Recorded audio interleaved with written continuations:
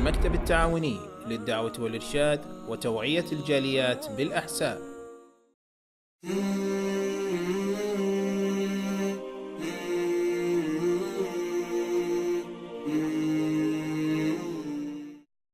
إن الحمد لله نحمده ونستعينه ونستغفره ونعوذ بالله من شرور أنفسنا ومن سيئات أعمالنا من يهده الله فلا مضل له ومن يضلل فلا هادي له وأشهد أن لا إله إلا الله وحده لا شريك له وأشهد أن محمدا عبده ورسوله.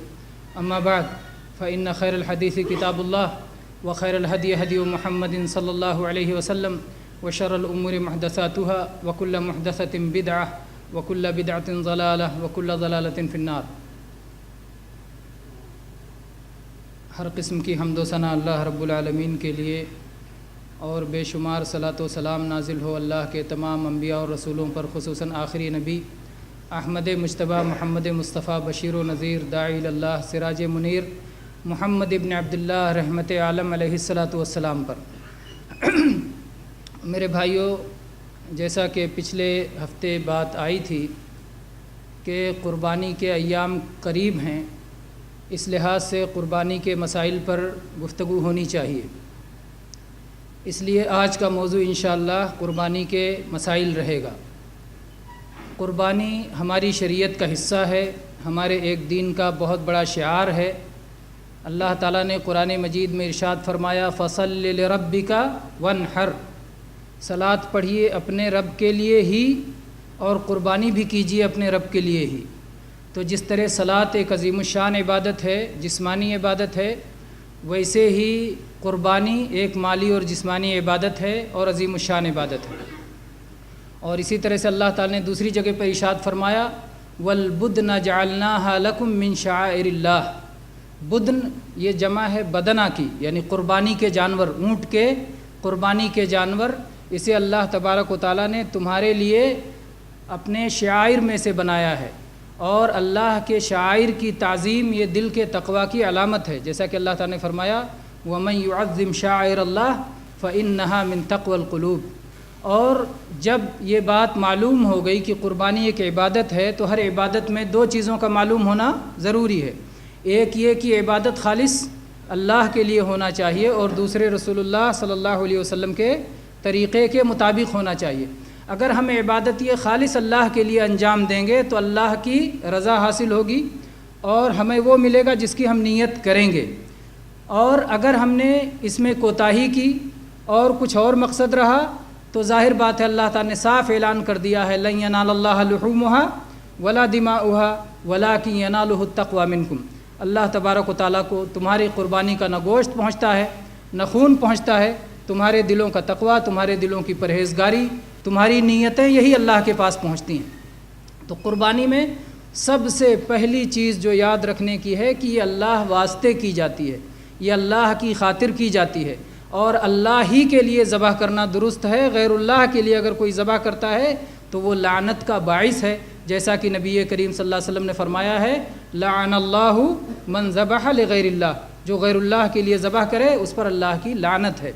تو بہت سی امتوں کے پاس، بہت سی قوموں کے پاس اپنے اپنے ذبائح ہیں، اپنے اپنے عبادت کے طریقے ہیں، بلیدان کے ذبح کرنے کے طریقے ہیں، لیکن اسلام کا طریقہ سب سے ممتاز ہے، سب سے بہتر ہے، سب سے اعلیٰ ہے، اور اس میں ہر طرح کے مسائل، ہمارا اسلام چونکہ دین کامل اور دین شامل ہے، کامل یعنی کوئی چیز باقی نہیں جس کے الگ سے جس کو امپورٹ کرنے کی ضرورت ہو، جس کو درآمد کرنے کی ضرورت ہو، سب موجود ہے، کامل ہے، سارا دین ایک ایک مسئلے کا بیان موجود ہے، شامل ہے یعنی تمام مسائل کو شامل ہے، کوئی مسئلہ باہر رہ نہیں جاتا۔ جسے قربانی کرنا ہے اس کے مسائل کیا ہیں، جس جانور کی قربانی کرنا ہے اس کے مسائل کیا ہیں، جو آلہ استعمال کرنا ہے اسے کیسا رہنا چاہیے، جس وقت قربانی کرنا ہے وہ وقت کب ہو، کیسا ہو، کس کی قربانی قبول، کس کی قربانی ناقابل قبول، سارے مسائل بہت تفصیل کے ساتھ ہماری شریعت میں موجود ہیں، کیونکہ یہ دین کامل اور دین شامل ہے۔ اللہ تبارک و تعالیٰ نے اس کے کمال کا اعلان کیا الیوم اکملت لکم دینکم واتممت علیکم نعمتی ورضیت لکم الاسلام دینا۔ اللہ تبارک و تعالیٰ نے ان ساری بنیادی باتوں کو جو ہے ہمارے لیے اپنے نبی کریم صلی اللہ علیہ وسلم کے واسطے سے پوری طرح سے پہنچا دیا ہے۔ غلطی شروع ہوتی ہے وہیں سے، جو بنیاد کی غلطی سے، کہ بہت سارے لوگ نیت میں کوتاہی کرتے ہیں اور نیت کے خلل کا اثر ان کے اعمال پہ ظاہر ہوتا ہے۔ جب نیت میں خلل ہے تو ظاہر ہوتا ہے۔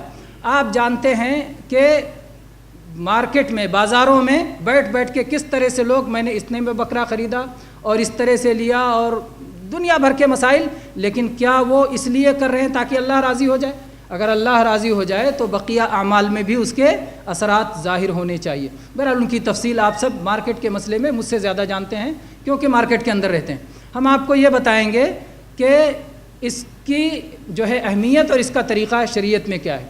پچھلا جو ہمارا قربانی سے متعلق درس ایک ہو چکا ہے، اس میں بڑی تفصیل سے بہت سے مسائل لیے گئے تھے، اور یہ مسئلہ بھی لیا گیا تھا کہ قربانی کے سلسلے میں اصل یہ ہے کہ یہ ہماری شریعت کا حصہ ہے، اور یہ نبی کریم صلی اللہ علیہ وسلم اور صحابہ کی سنت ہے، اور یہ سنت مؤکدہ ہے، اور اگر کسی کے پاس طاقت ہو تو طاقت رہتے ہوئے قربانی کرنے سے پیچھے نہیں رہنا چاہیے۔ اگر اللہ نے استطاعت دی ہے تو اس استطاعت کے باوجود قربانی نہ کرے، ایسی غلطی اور ایسی کوتاہی سے ہمیں بچنا چاہیے۔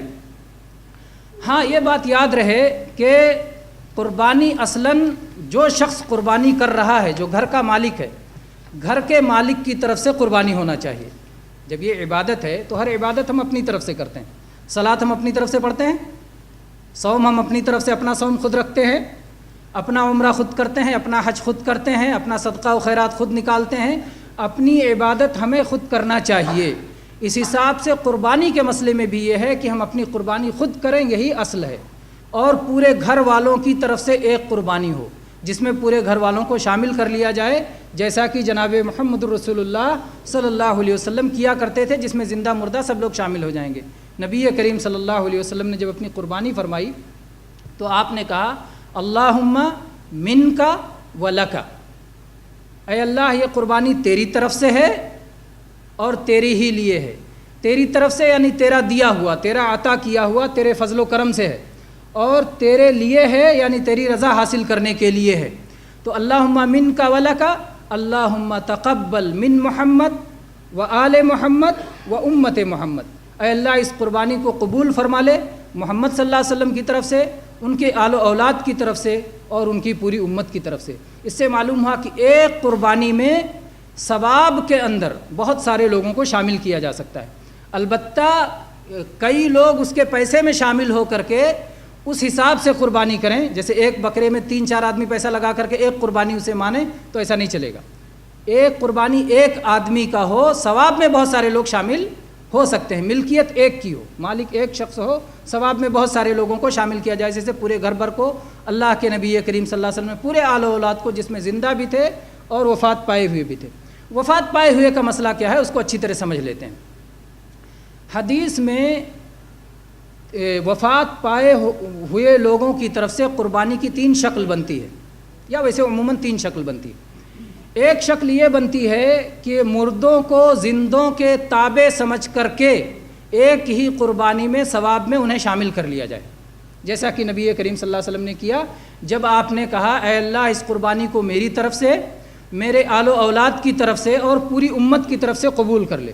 تو امت میں بہت سارے لوگ پیدا ہو کے وفات پا چکے تھے، اور بہت سارے لوگ ابھی پیدا ہی نہیں ہوئے تھے، اور آپ کی اولاد میں آپ کی پاک باز بیوی، آپ کی محبوب اور چہیتی بیوی خدیجہ طاہرہ رضی اللہ عنہا وفات پا چکی تھیں۔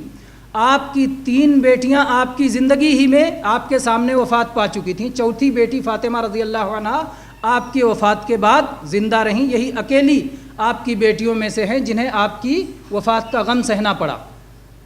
اسی طرح سے آپ کے 3 بیٹے آپ کی زندگی میں آپ کے سامنے وفات پائے۔ تو جب آپ نے یہ کہا کہ اللہ میری طرف سے اور میرے اہل و عیال کی طرف سے اسے قبول کر لے، تو زندہ مردہ سب کے سب اس میں شامل ہو گئے۔ تو زندوں کے ساتھ مردوں کا شامل کیا جانا یہ اس حدیث سے ثابت ہے۔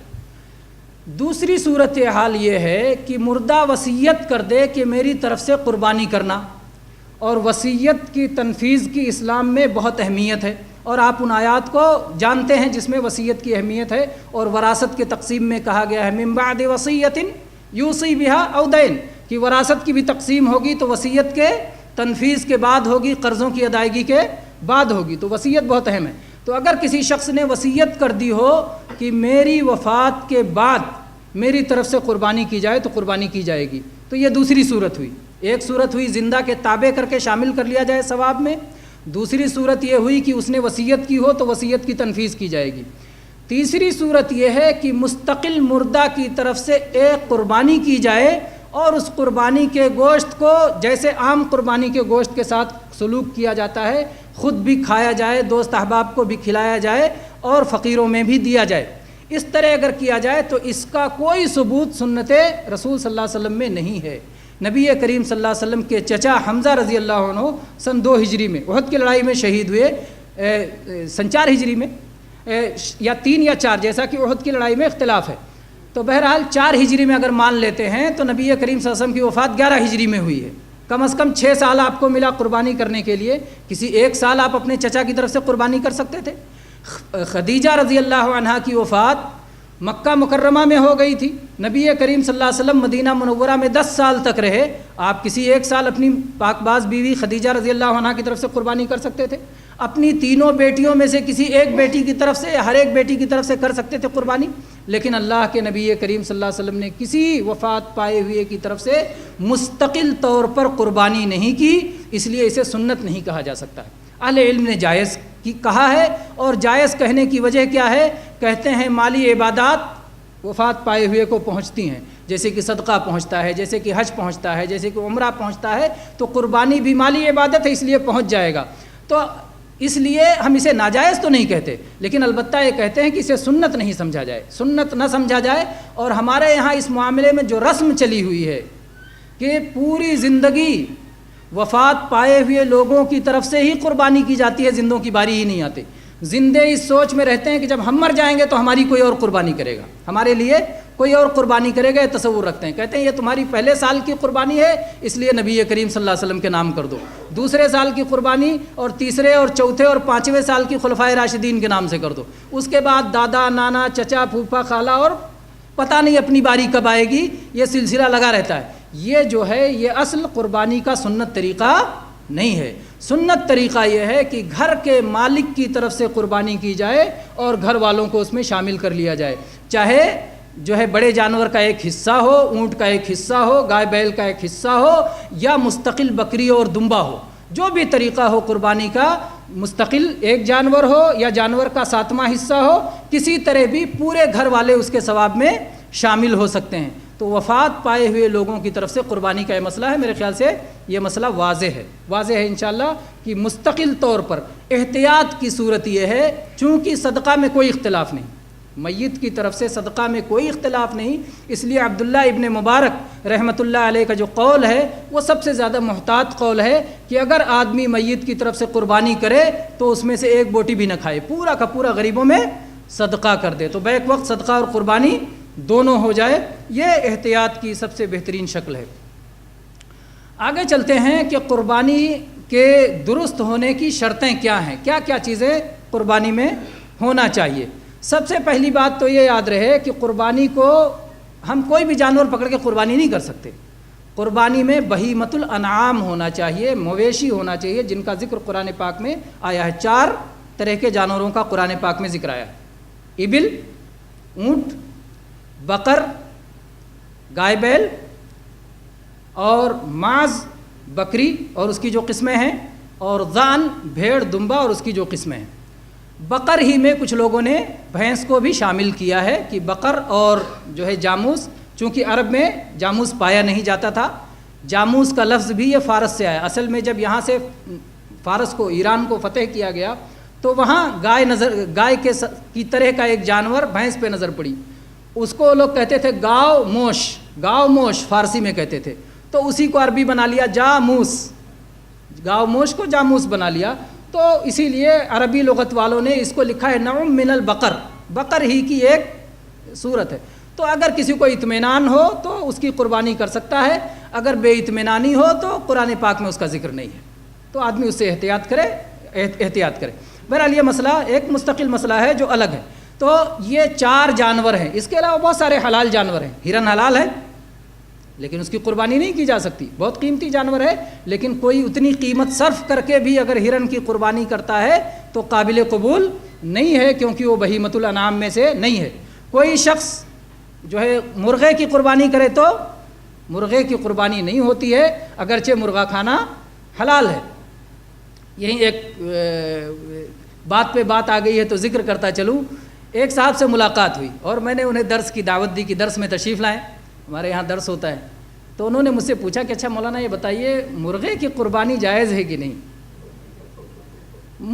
میرا ذہن فوراً پہنچ گیا کہ یہ سوال کیوں کیا جا رہا ہے، کیونکہ سینٹر کے تعلق سے، اور صرف اس سینٹر نہیں بلکہ جو پورے سعودی عرب میں اسلامک سینٹرز پائے جاتے ہیں، دفاتر تعاون جو پائے جاتے ہیں، اس کے تعلق سے ایک غلط فہمی یہ پھیلائی جا رہی ہے کہ یہ لوگ کہتے ہیں مرغے کی قربانی بھی درست ہے، اور اس کو کہاں سے یہ غلط فہمی پیدا کرنے کا انداز کہاں سے؟ دیکھیے دھوکہ دینے کے لیے جو ہے شیاطین انس و جن حق کے خلاف لگے رہتے ہیں۔ جمعہ کی والی حدیث آپ لوگوں نے سنی ہوگی۔ جمعہ کے دن جب کوئی شخص مسجد میں داخل ہوتا ہے تو اس سلسلے میں حدیث میں ذکر آیا ہے کہ جو شخص پہلی ساعت میں مسجد میں جائے فَكَأَنَّمَا قَرَّبَ بَدَنَهُ، گویا کہ اس نے اونٹ کی قربانی دی۔ ہمارے یہاں یہ ترجمہ کر دیتے ہیں، قربہ اللہ سے قربت حاصل کرنے کے لیے اس نے اونٹ دیا۔ اب وہ صدقہ کی شکل میں بھی ہو سکتا ہے، قربانی کی شکل میں بھی ہو سکتا ہے۔ حدیث میں ہے قربہ، تقرب کے لیے، اللہ سے قریب ہونے کے لیے، اللہ کے نزدیک ہونے کے لیے اس نے اونٹ استعمال کیا۔ دوسرے میں پھر ہے قرب بقرہ، پھر بعد میں ہے قرب دجاجہ، پھر بعد میں ہے قرب بیضہ۔ تو بہت سارے لوگ اس کا ترجمہ یہی کرتے ہیں، اونٹ کی قربانی دی، بکری کی قربانی دی، بیل کی قربانی دی، مرغی کی قربانی دی، انڈے کی قربانی دی۔ اب اس کو کسی کے کیسٹ سے کاٹ لیا ہوگا اور اس کے بعد کہا ہوگا یہ لوگ تو مرغے کی قربانی بھی مانتے ہیں، یہ لوگ تو انڈے کی قربانی بھی مانتے ہیں، اس لیے یہ جو ہے دین سے ہٹے ہوئے ہیں، اور ہمارا تو ماننا ہے کہ صرف 4 جانور کی قربانی ہے، اس کے علاوہ کی قربانی نہیں ہے، الابل والبقر والماعز والضان، یہ قرآن پاک میں اس کا ذکر ہے۔ تو یہ گمراہ لوگ ہیں، یہ بدعتی لوگ ہیں، اس طرح سے کہا جاتا ہوگا اور اس طرح سینٹر سے دور کیا جاتا ہوگا۔ میرے بھائیو ان شبہات کو ہمیں سمجھنا چاہیے، کیونکہ یہ شیاطین کے شبہات ہیں۔ تو جب میں نے انہیں سمجھایا کہ بھائی ایسی بات نہیں ہے، آپ بات کو سمجھنے کی کوشش کریں۔ قربہ کا لفظ ہے، اس کی یہ ترجمہ کیا گیا ہے، ترجمہ درست بھی ہو سکتا ہے، غلط بھی ہو سکتا ہے۔ قربانی ہی کا مسئلہ لے لیں آپ، ہمارے پاس شریعت میں کئی طرح کی قربانی ہے۔ ایک کو کہتے ہیں اضحیہ جمع اضاحی، یا ضحیہ جمع ضحایا۔ کسی حدیث کی کتاب میں ہے کتاب الاضاحی، اور کسی حدیث کی کتاب میں ہے کتاب الضحایا۔ اضاحی ڈھونڈتے رہیں گے ملے گا نہیں، کہ اس کتاب میں تو ہے ہی نہیں قربانی کا مسئلہ، حالانکہ ضحیہ اور ضحایا کے نام پہ ہے۔ تو یہ قربانی ہی کا نام ضحیہ یا ضحایا ہے، یہ وہ قربانی ہے جو ہم بقرعید پڑھ کے اپنے گھروں پہ کرتے ہیں۔ دوسری قربانی ہے جو حج میں کرتے ہیں، حج تمتع آپ نے کیا، حج قران آپ نے کیا، تو آپ پہ قربانی دینا لازم ہے، اس قربانی کا نام ہے ہدی۔ وہ بھی اپنے ہاں قربانی کر دیتے ہیں، کیونکہ ہمارے ہاں دوسرا کوئی لفظ ہے ہی نہیں۔ اور اس کے بعد میں کچھ اور قربانیاں ہیں، آپ نے کوئی واجب چھوڑا، اس کے بدلے آپ کو دم دینا ہے، عربی میں اس کو دم کہتے ہیں، ہمارے یہاں کہتے ہیں، وہ بھی قربانی دینا ہے۔ آپ نے کسی غلطی کا ارتکاب کر لیا حج میں، جو غلطی نہیں کرنی چاہیے، اس کو کہتے ہیں فدیہ۔ فدیہ علی ترک المحظور، آپ نے ممنوع چیز کا ارتکاب کیا، اس لیے آپ کو فدیہ دینا پڑے گا، تو اس کو بھی کہہ دیتے ہیں قربانی دینا پڑے گا۔ تو کتنی قربانیاں ہو گئی؟ فدیہ کو بھی قربانی کہہ دیا، دم کو بھی قربانی کہہ دیا، ہدی کو بھی قربانی کہہ دیا، اور اضحیہ کو بھی قربانی کہہ دیا۔ تو اب سب کو جب آپ نے قربانی کہہ دیا، سب کے مسائل ایک جیسے ہیں؟ الگ الگ ہیں۔ آپ ہدی کو چاہیں اپنے گھر ذبح کر لیں، نہیں کر سکتے۔ ہدی کو، دم کو، فدیہ کو جو ہے آپ کو حدود حرم میں ذبح کرنا پڑے گا، منی میں ذبح کرنا پڑے گا، مکہ میں ذبح کرنا پڑے گا۔ یہ قربانی جو گھر والی ہوتی ہے، آپ اپنے گھر کریں، دنیا کے کسی کونے میں کریں، جائز ہے۔ نفلی آپ قربانی آپ مکہ بھیج سکتے ہیں، اضحیہ کو آپ مکہ بھی بھیجوا سکتے ہیں، اور ہدی بھی مکہ بھیجوا سکتے ہیں کسی کے ہاتھ سے، کہ بھائی میں حج پہ نہیں جا رہا ہوں لیکن میری قربانی مکہ میں کروا دینا۔ تو بہت سارے مسائل ہیں، اس کی وجہ سے الگ الگ ہو جاتے ہیں۔ تو قربانی کا لفظ سن کر کے ایک ہی قربانی سے نہ جوڑ دیا جائے، دھوکہ نہ دیا جائے، دھوکہ نہ کیا جائے۔ اصل چیز معنی ہوتے ہیں، اس لیے سمجھا جائے کون سی، جیسے تعویذ پہ کچھ لوگوں نے دھوکہ دیا کسی صاحب نے ترجمہ کیا سب سے بہترین تعویذ قل اعوذ برب الفلق قل اعوذ برب الناس ہے. سب سے بہترین تعویذ کے معنی ہوتا ہے اللہ کی حفاظت میں جانے کا طریقہ.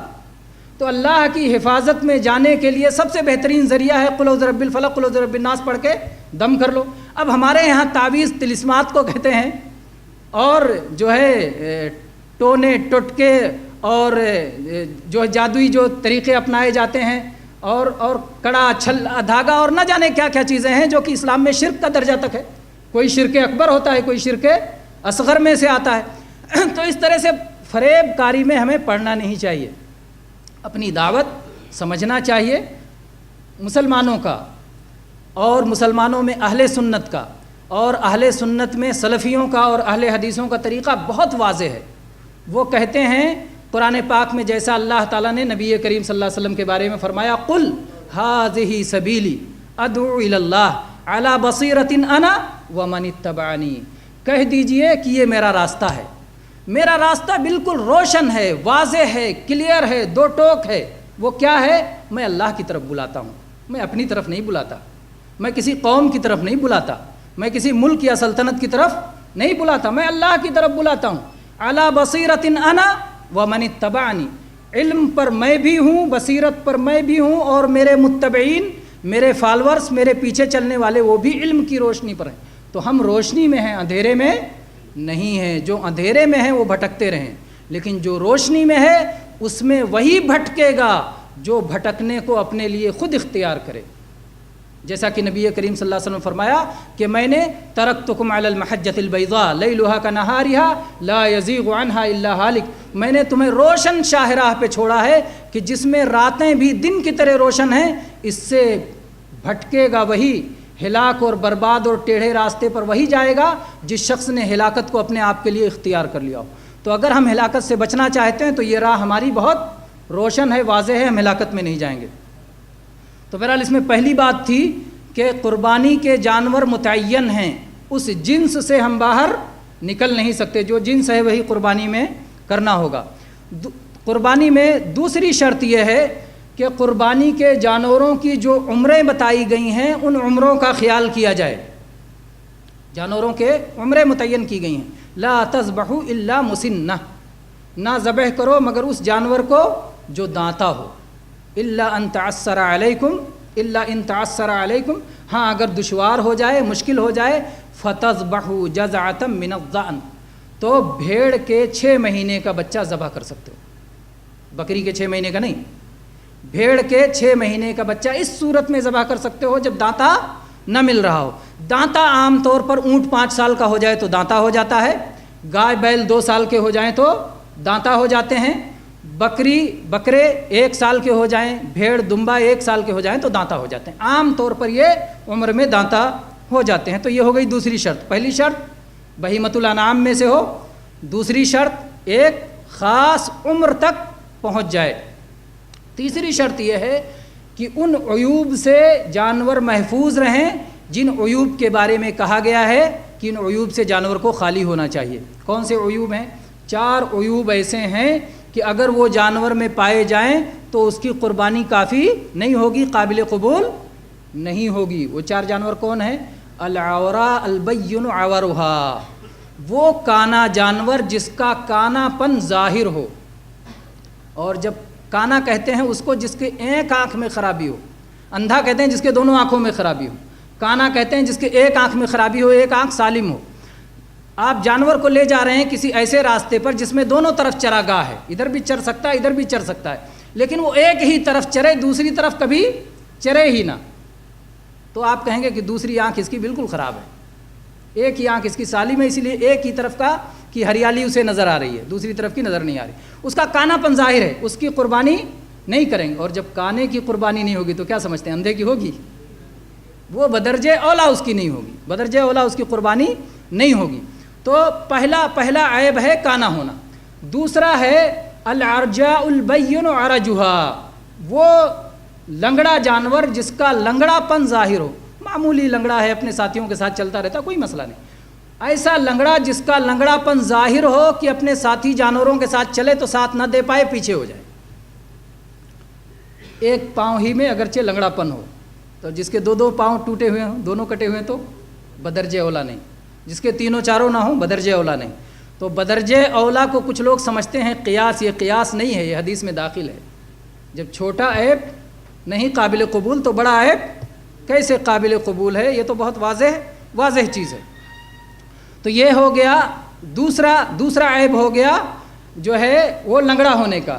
تیسرا عیب ہو گیا المریضۃ البین مرضها، وہ بیمار جانور جس کی بیماری پوری طرح ظاہر ہو، پتہ ہو کہ یہ بیمار ہے اور دیکھتے ہی معلوم ہو جائے کہ یہ جانور بیمار ہے، اس کی بیماری والے جانور کی بھی قربانی درست نہیں ہوگی، قابل قبول نہیں ہوگی۔ اور چوتھا وہ جانور ہے کہ العجفاء التي لا تنقی، وہ دبلا پتلا جانور جس کی ہڈی میں گودا نہ ہو، ایسا دبلا پتلا جانور جس کی ہڈی میں گودا نہ ہو تو اس کی بھی قربانی نہیں ہوگی۔ تو یہ چار طرح، دبلا پتلا، بہت ہی دبلا پتلا، انتہائی دبلا پتلا، مریض جانور، لنگڑا جانور، کانا جانور، ان چار کی قربانی قابل قبول نہیں ہے۔ قربانی اگر کسی نے کر لیا اور یہ سمجھا کہ ادا ہو گئی تو ادا نہیں ہے۔ اس کے علاوہ بہت سارے عیوب ہیں جو کہ مکروہ میں آتے ہیں۔ بہت سارے لوگ مکروہ کا بھی انکار کر دیتے ہیں کہ مکروہ کوئی چیز نہیں، ایسی بات نہیں ہے، بار بار سمجھانا پڑتا ہے کہ مکروہ ہے۔ بہت سارے لوگ چونکہ اپنی کم علمی کی بنا پر کہہ دیتے ہیں مکروہ کیا چیز ہوتا ہے۔ آپ مکروہ نہیں جانتے تو انکار نہ کریں نا، کوئی چیز نہ جہاں آپ کہیے مجھے نہیں معلوم، لیکن اس کا مطلب یہ نہیں کہ مکروہ نہیں ہے، مکروہ ہے۔ مکروہ جس کا چھوڑ دینا اچھا ہے لیکن آپ نے کر لیا تو گناہ کی بات نہیں ہے۔ مستحب جس کا کر لینا اچھا ہے اور آپ نے نہیں کیا تو گناہ کی بات نہیں ہے۔ تو مستحب کا الٹا ہے مکروہ، مکروہ کا الٹا ہے مستحب یا سنت، فرض کا الٹا ہے حرام، حرام کا الٹا ہے فرض، اور یہ چار کے علاوہ پانچویں چیز ہے جائز یا مباح، جس کا کرنا نہ کرنا دونوں برابر ہو۔ جیسے اس کی مثال سے سمجھتے ہیں، ہلکی سی مثال، بات کلیئر ہو جائے گی۔ مسجد میں دائیں قدموں سے جانا مستحب اور بائیں قدموں سے جانا مکروہ۔ اگر آپ نے بائیں قدموں سے جانا چھوڑ دیا ثواب پائیں گے، اگر آپ دائیں قدم سے گئے ثواب پائیں گے۔ سمجھ میں آ گئی بات؟ آپ بائیں قدم سے چلے گئے کوئی گناہ کی بات نہیں، مستحب آپ پہ عمل نہیں کر سکے گناہ نہیں پڑے گا لیکن ثواب چلا جائے گا۔ مکروہ چھوڑے ہوتے تو ثواب پائے ہوتے۔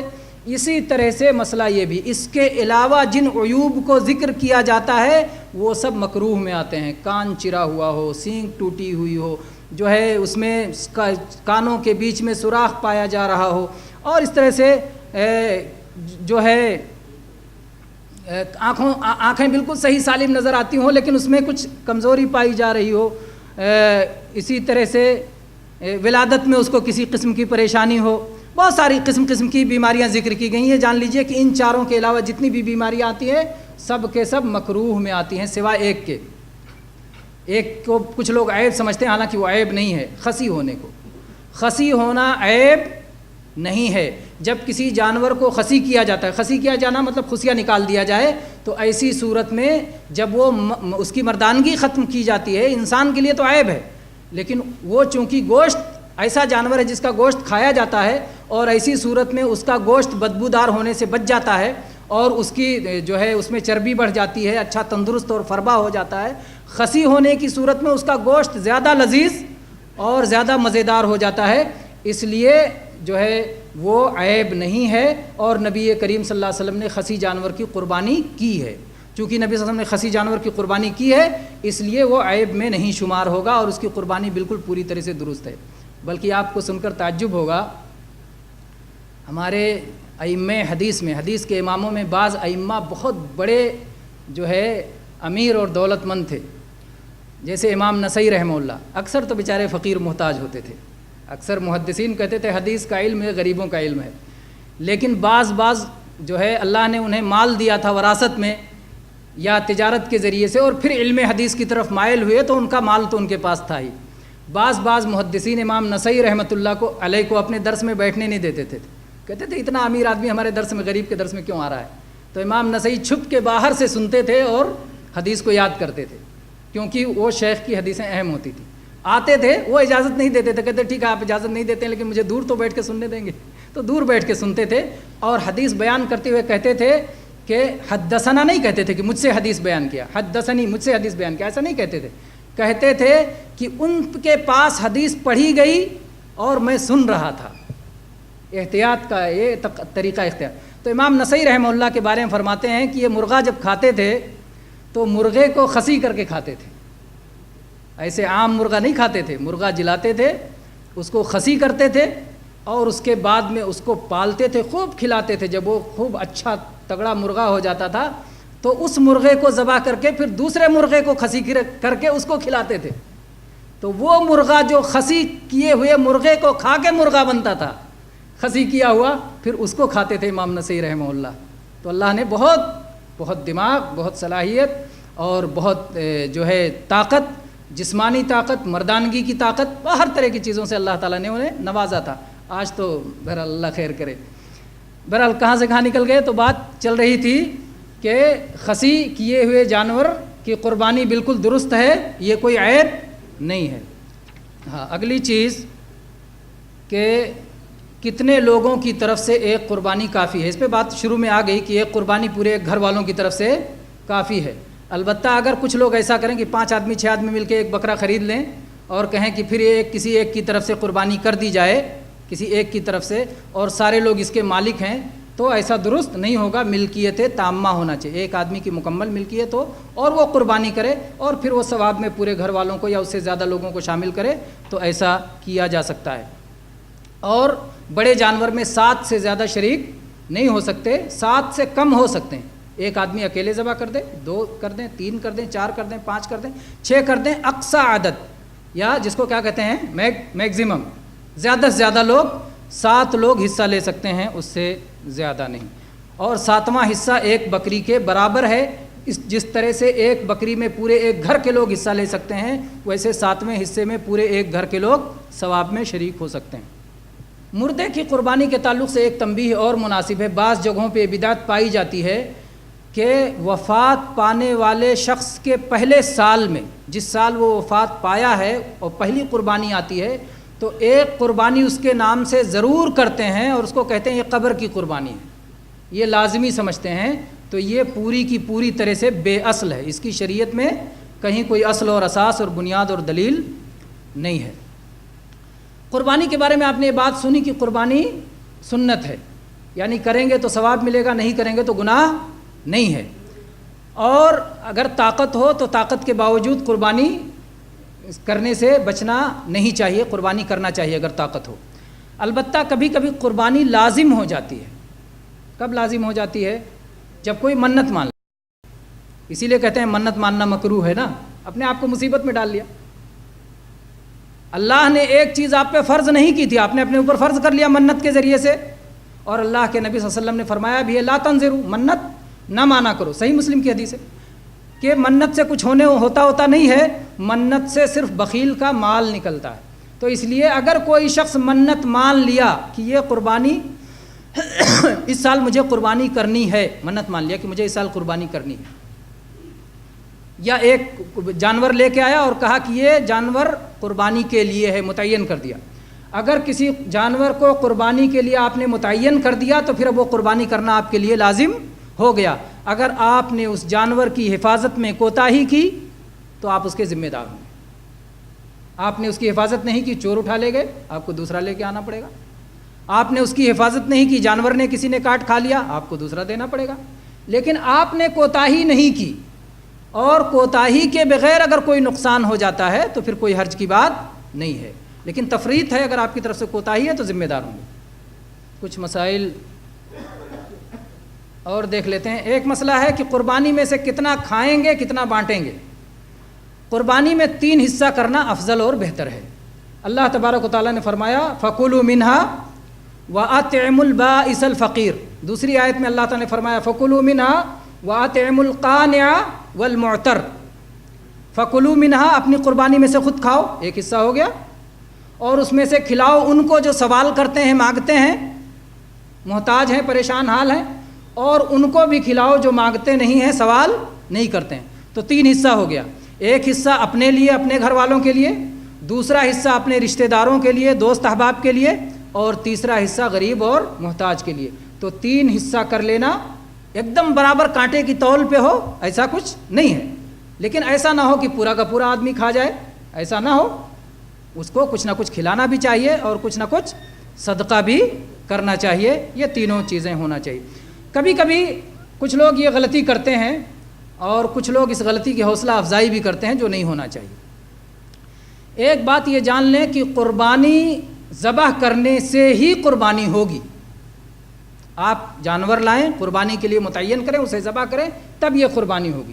یا آپ کسی کو وکیل بنا دیں, آپ کی طرف سے قربانی کر دیں.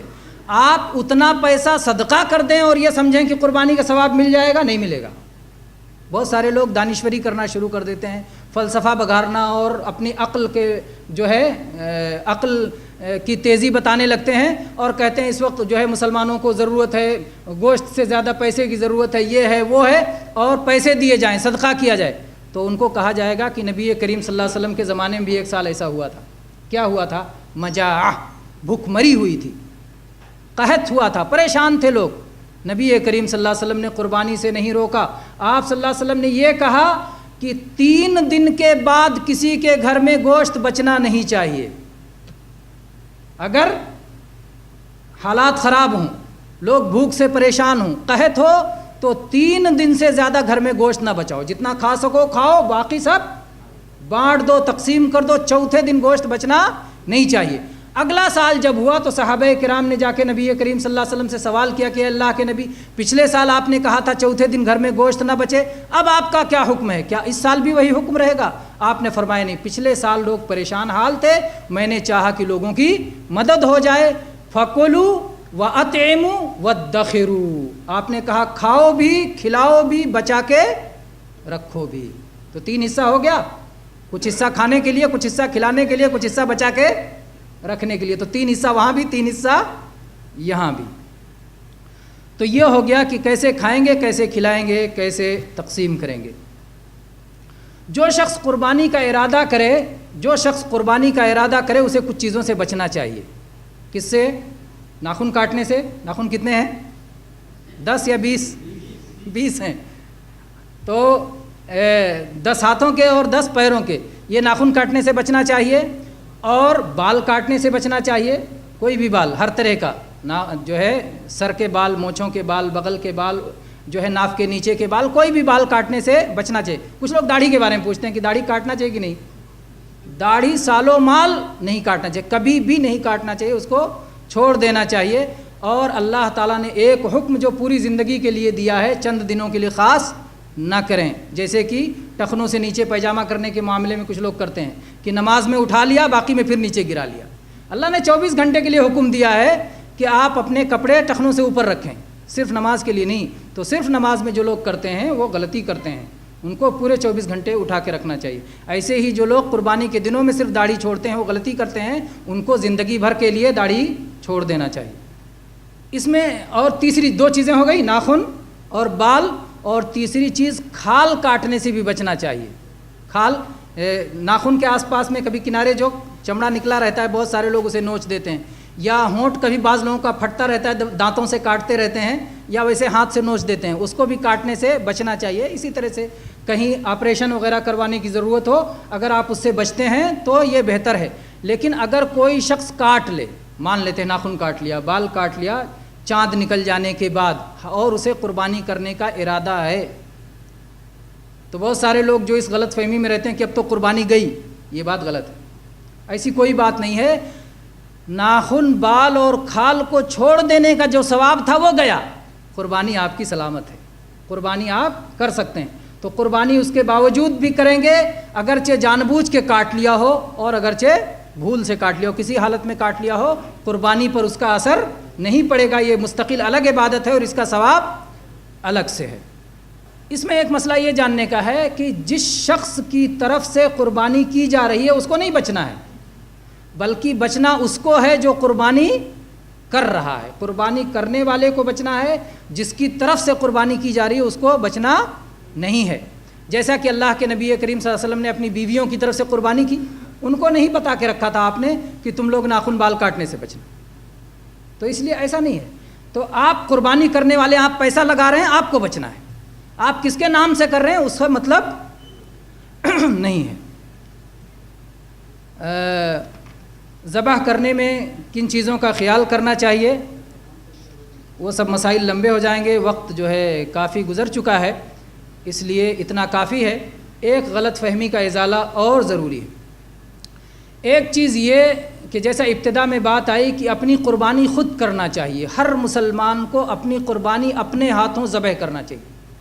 سنت یہ ہے، نبی کریم صلی اللہ علیہ وسلم نے جب کہ آپ کی عمر اتنی زیادہ ہو گئی تھی، آپ نے حج کب کیا ہے؟ آخری حج آخری عمر میں کیا ہے، آپ کی 63 سال میں وفات ہوئی، تو آپ نے اس عمر میں 60 اونٹ کو اپنے 60 سے 63 اونٹوں کو اللہ کے نبی کریم صلی اللہ علیہ وسلم نے اپنے ہاتھوں سے ذبح کیا۔ مسلمان ایک بکرا نہیں ذبح کر سکتا۔ اور نبی کریم صلی اللہ علیہ وسلم نے صرف اتنا نہیں کیا کہ اپنے ہاتھ سے ذبح کیا، اپنی بیوی سے چھری تیز کروائی۔ عائشہ رضی اللہ عنہ سے کہا، عائشہ حلم المدیہ واشحذیہا بحجر، عائشہ چھری لے کے آنا اور ذرا تیز کر کے لانا، صرف لے کے نہیں آنا کہ جہاں رکھا وہاں سے اٹھا کے لانا، چھری تیز کروائیے عورتوں سے، یہ سنت کے مطابق زیادہ ہے۔ تو چھری عورتیں تیز کریں، اور یہ عبادت ہے، سب میں ثواب ہے، سب میں ثواب ہے، یہ نیکی ہے۔ تو چھری عورتیں تیز کریں، چھری وہ لے کر کے آئیں، اور مرد اپنے ہاتھوں سے قربانی کریں۔ لیکن اگر کوئی شخص نہیں کر سکتا ہے، دوسرے سے ذبح کروا لیتا ہے، جائز ہے، لیکن وہ اصل نہیں ہے، وہ جائز اور درست ہے۔ ایک مسئلہ اور کوئی ذہن میں تھا، نکل گیا۔